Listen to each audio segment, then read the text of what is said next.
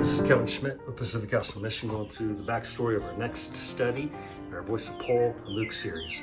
We're going through the seventh and final study in the actual account of the Gospel of Luke.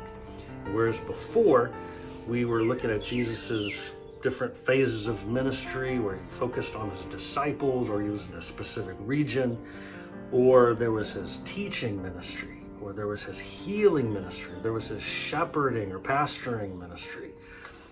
This phase stands out as unique and different than those other things, although he continues to do some of those things in this point of time. This is where the Christ brings his penultimate work, and we're going to call it the God accomplishment.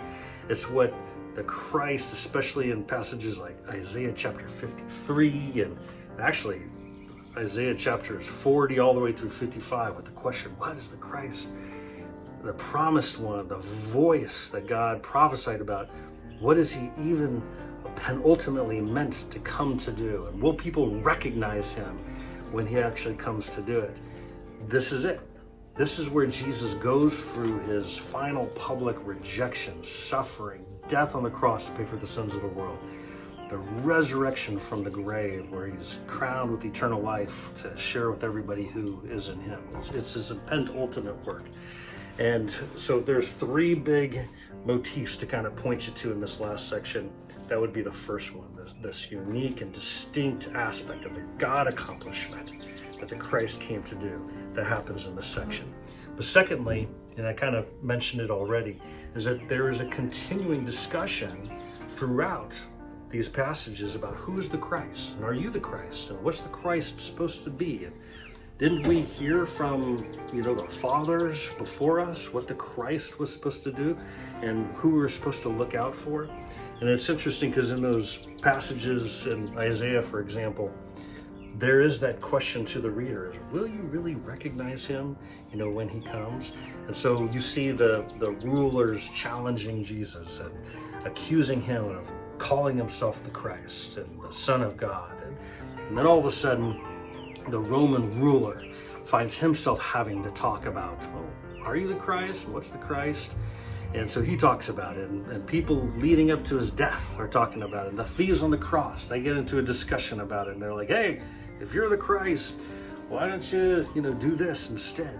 And then after his resurrection, he's walking on the Emmaus Road with these two guys, and he begins to walk them through all the scriptures and all the stories that we read in the Old Testament, and he begins to point these two travelers with him to an understanding of what the Christ ultimately came to do. The major thing that people have struggled with accepting, but it's the foundational thing to move forward. And so in these final chapters, there's a third motif I'd especially point us to.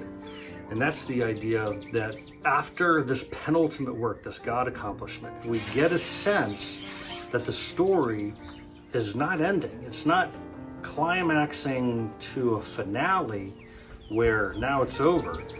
There is stuff ahead, continuing stuff. And so Luke writes his account, and as you read it, you get a sense that he's creating stories in stages, where the stage by stage, the story is advancing. And as it goes through the death and the resurrection of Jesus, you still sense the story not slowing down. You feel the stage progression to the next thing. And so even as you come to the very last verses in the book of Luke, the way it reads, you don't feel like the book of Luke is properly ending unless it had a sequel, and indeed it has a sequel. So, we're going to go into the study of Acts after this. It's the sequel to the book of Luke. But Luke writes in a way that it gives you that sense of continuation and advancement. And so you put all this together and you see that it was important for the disciples and the people to understand what the penultimate work of Christ was to really be, because that's going to be the foundational thing that is hard for them to accept. It's hard for the world to accept, but it's going to be a platform from everything that follows, but also that there's stuff to follow. You'll really get this sense when you're reading this gospel. In fact, just to give you, a spoiler, at the end of the next book, Acts, we're going to get that same sense. We're going to be reading about Paul.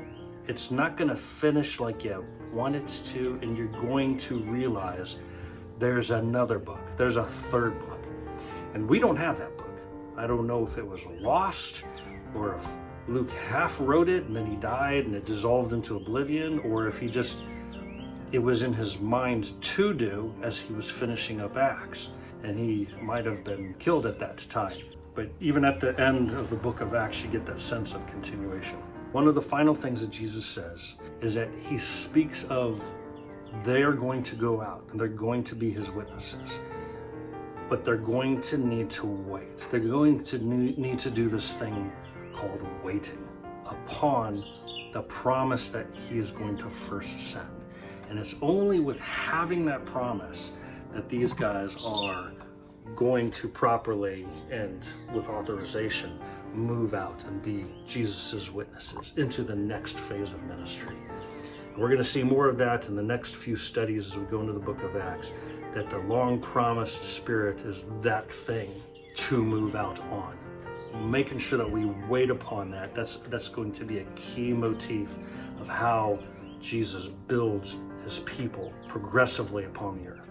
Last time we talked a little bit about the distinction of some of the Gospels, Matthew, Mark, Luke, and John. So as we're leaving the study of this Gospel, let me just give you one last gold thought on what a Gospel is. What is the genre of a Gospel? What makes a Gospel a Gospel? A Gospel is made up of two things. Number one and foremost, most important, it's a reliable account of Jesus. That's the same as Matthew, Mark, Luke, and John. It's a reliable account of Jesus. But number two is a gospel has a specific theological agenda of the writer. And Matthew's is different than Mark's, than Luke's, than John's. What I think we've seen, we'll see continued in the study of Acts, is that the theological agenda of the writer Luke, as he's writing his gospel and his other stuff, is that he wants to show the favored strategies that God has in the progressive development of his people upon the earth. He is going to progressively develop them, and he has favored strategies for them. So it's our hope in this series to kind of capture that for us. So hope you enjoy your time going through this stuff in your group with others, and we'll catch you next time. Peace out.